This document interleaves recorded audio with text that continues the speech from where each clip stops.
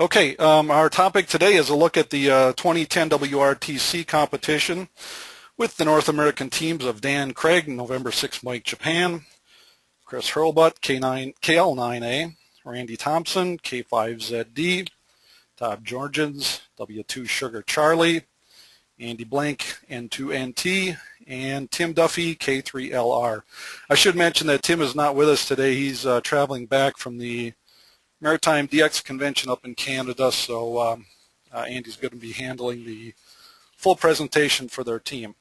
So with that, I would like to go ahead and hand it off to Andy first. There's our agenda for today. The teams will each do a 10-15 minute presentation. We'll have a roundtable discussion and your chance to get some questions into everyone at the end. So with that, Andy, if you want to go ahead with your presentation, the floor is yours. Okay, very good afternoon, everyone. Andy N2NT here, and again, apologies that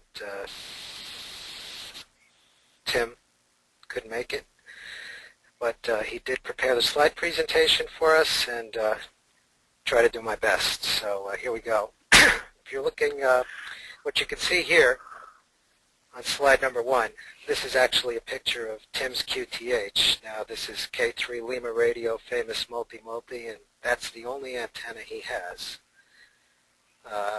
Obviously not. The 15 other towers are not seen in this picture. But what Tim did was put this 30-foot tower up with a C3 Force 12 tri-bander, which you can see completely rotatable. You probably can't tell from the picture, but there is an inverted V for 80 meters and 40 meters hanging off the, or just below the tri-bander.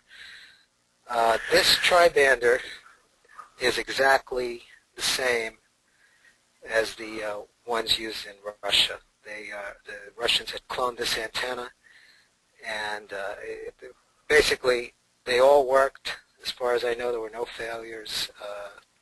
Fabulous reports. The antenna just worked great. So if you go to on the next slide, you can see the triplexer setup. This is the diagram that was in June 2010 QST. The triplexer, it basically, if you're not familiar with it, it can take any tri-bander. It doesn't have to be a tri-bander, but it can be any 3 bands that come in on one piece of coax and split it up into 3 separate signals. Completely independent, discrete signals, as if you had 3 monobanders. And to tell you the truth, this idea is, I'm surprised that it hasn't been around longer, but it's a fabulous thing for a lot of guys who are space limited to try. We had absolutely no interaction using this setup on any frequency, on any band. It was the second harmonic goes without saying, but it was really a fabulous system. Here you see on the test bed that we set up. This was all done on ARRL Field Day, by the way, that weekend. Tim and I had, you'll see in the next slide that we had all the stuff on the table, and we just simulated our setup. There it is. If you go back one, Ken.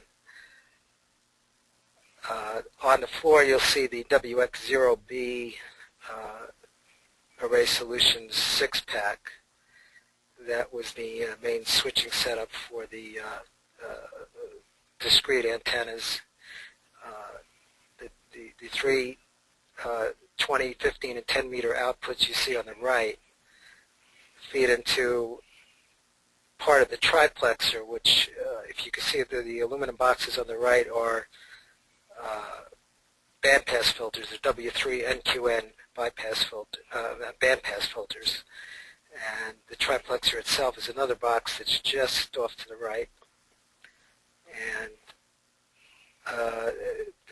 the W3NQN had designed this. I believe the design is very similar to the one in QST.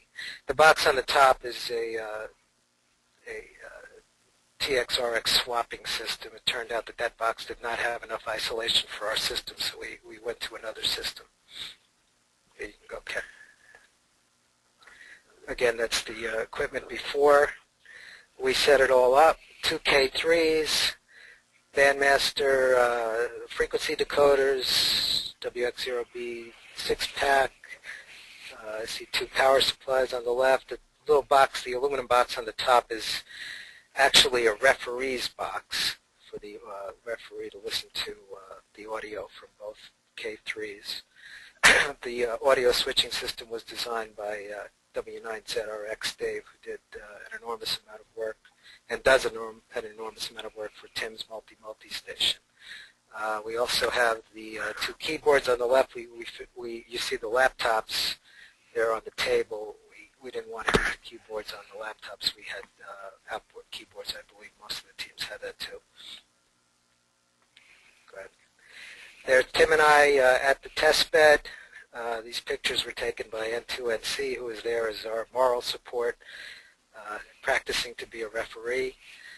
And you can see it became quite a rat's nest, and that's really only about half of the rat's nest that we ended up with when we were done. Okay, on this slide, this is an actual aerial view, kind of Google Earth view of the field that we were located in Moscow. You can see at the top that was our little QTH. It was basically just a field. There were 3 of us close by. 306 is us, 307, 308. We could see the antennas if we just walked out of the tent. The other ones, I didn't even know they were there, to tell you the truth.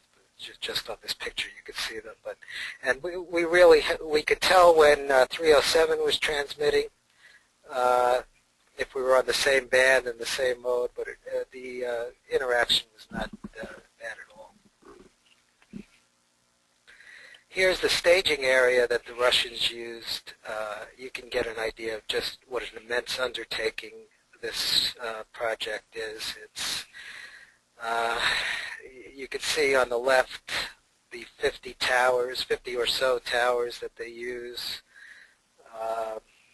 They're all distributed to the specific locations, and all the aluminum is stacked in.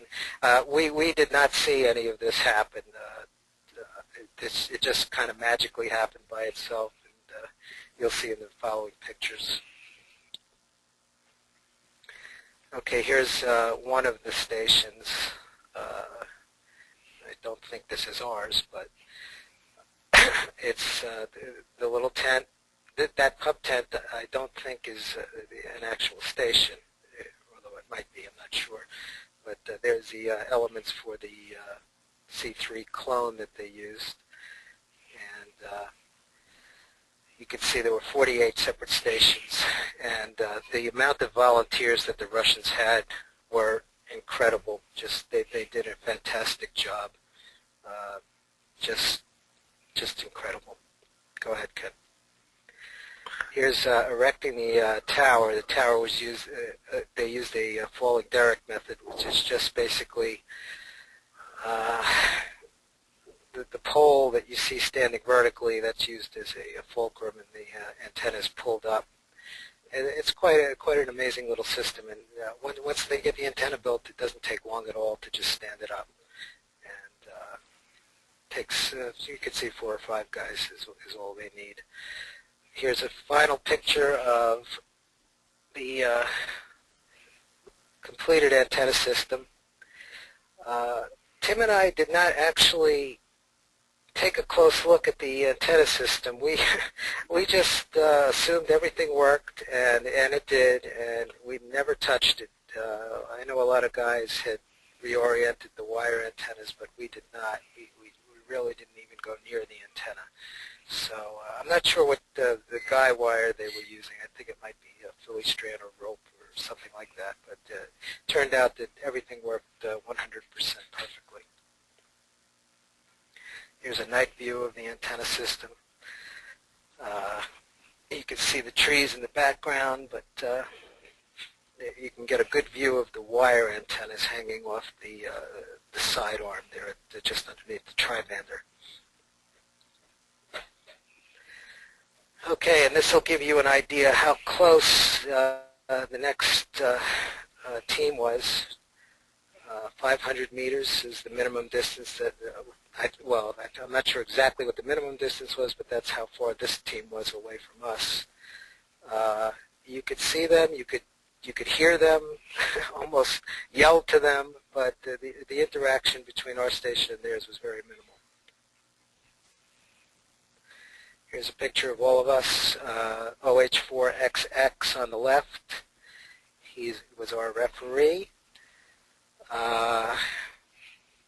The next guy, I don't know his call. So what's interesting is that the entire team of volunteers did not speak any English, and we did not speak any Russian. So, but everything we needed was provided. It was fantastic.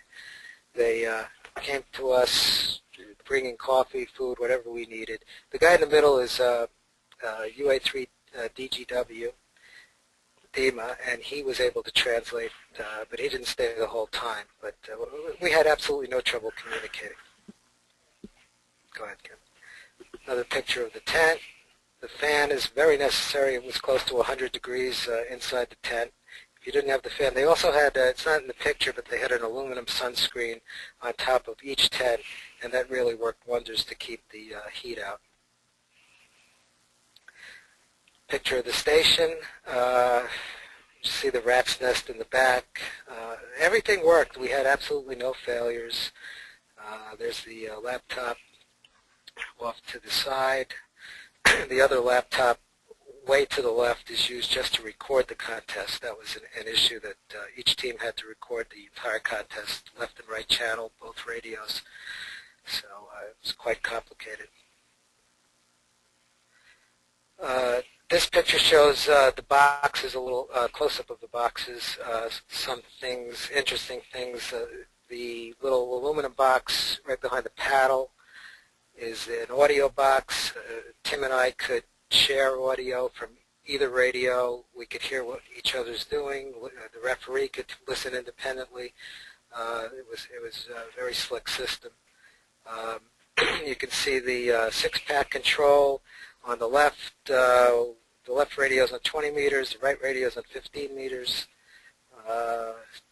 You could the controls on the right, where it says swap A and swap B. You could swap antennas back and forth between the radios.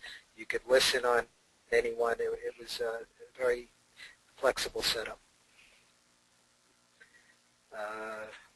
Just the picture of WinTest. We use WinTest to log the contest. Just before the contest, we got our call sign R33G.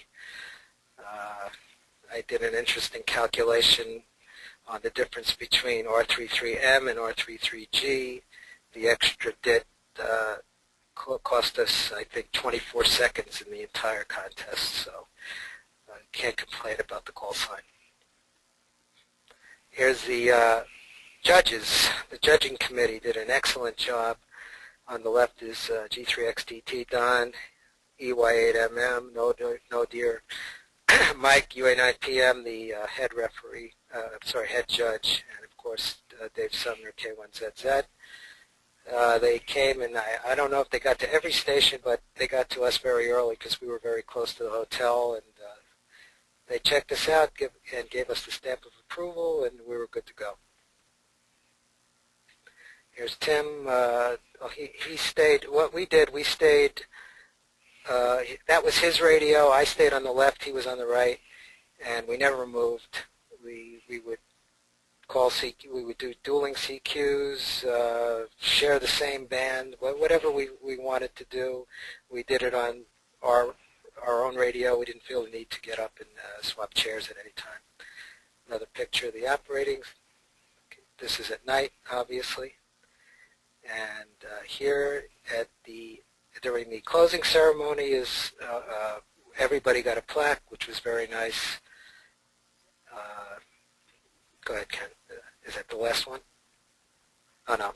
This one, I'll make this quick, shows our breakdown you can see that we had 4 hours over 200, which was pretty good, I thought, at the beginning. And then we kind of slacked off later on. But it turns out when you do the analysis of the logs, and you'll see later from the other guys, our biggest mistake was not working 40 earlier on in the day. We missed a lot of headquarters multipliers by not doing that, and basically that's the difference between us being number 13 and probably being in the top 5 or 6.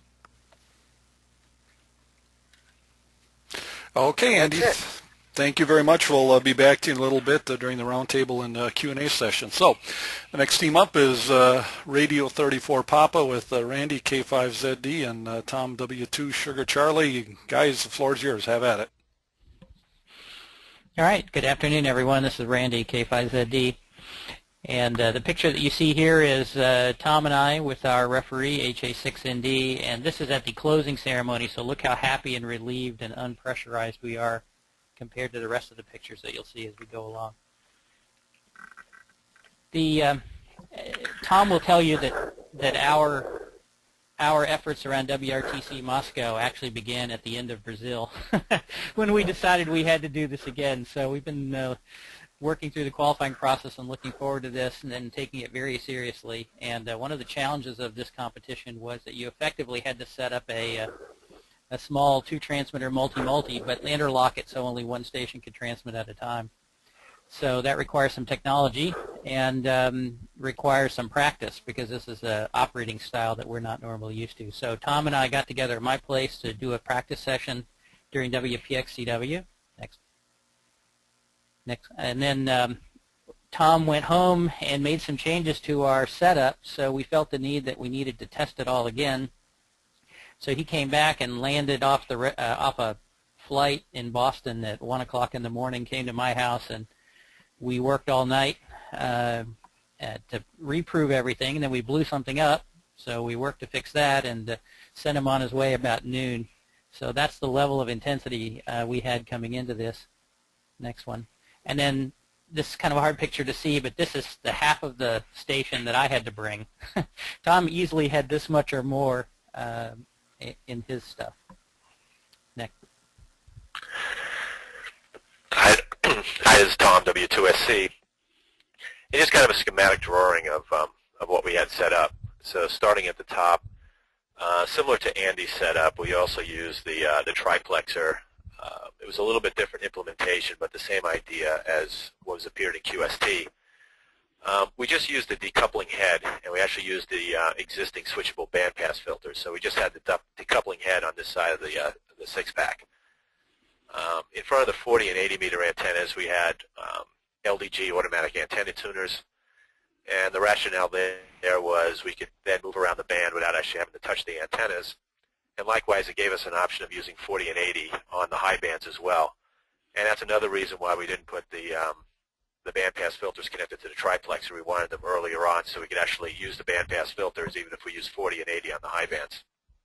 You know, coming down the chart to the watt meters that are provided by the WRTC, these generated a lot of consternation before the contest. They turned out to be mostly a non-issue. But they basically detected whether you were transmitting. It basically summed the forward powers of the two radios. It would detect if you were in excess of the legal limit, and it would flash a bunch of lights at you depending on what state you were in. And at the end of the day, I was expecting this to be a headache, but it really turned out not to be. I think it was more of an irritant to Randy than myself. In the middle is a control box, and it's actually 2 control boxes. You'll see a little bit of a picture of it. One of them is what I use in my station in Barbados. So embedded in it is 2 W5XD multi-keyers that work with WriteLog. And since it has all the band information, there's also another board in there that's microprocessor controlled. And it did all the filter and antenna selection and all that stuff for us. So basically automated all that part of it. On top of it was another box that did the interlock. And the interlock methodology was pretty basic in that the keying lines and the audio lines went through this box. And if we wanted to interlock, we would just basically break the keying line or break the audio line. And since the radios were operating Vox, we could guarantee that we weren't transmitting on 2 of them at the same time. And it had really two modes. One of them was whoever transmitted first won, and the other one had to wait. And the other mode is, you can see these little priority pods, is one could press a button and grant themselves priority. So the other station could operate, but if you had priority, when you sent, you would interrupt them. And pressing it once would give you priority, pressing it again would let it go. And that proved to be an enormous source of interest and kept us entertained all weekend. But for the most part, it worked out pretty well. We finally figured out how to get the station to work so that we could both operate reasonably efficiently. And one thing that struck us is when we ever worked any of the other WRTC stations, you could see the impact of the lockout box, because they would call and you'd come back to them and you'd have to wait 5 seconds before they'd respond back to you. And I'm sure that's what all of our WRTC stations sounded like to everybody else. We probably sound like a bunch of lids a lot of the time. And the one last detail is we basically took the line out from both of the K3s and sent them to yet another computer, and then the referee listened off of that computer and can use the standard Windows sliders to adjust the audio and left and right radio. So this is basically the overall system. To Andy's point, what was great about this is we'll tell a little story in a little while, but once the contest started, it worked exactly as planned, and we never once had to adjust anything or move anything. Or it was pretty remarkable that almost all of the stuff had only marginal testing, yet it performed flawlessly all weekend. Next.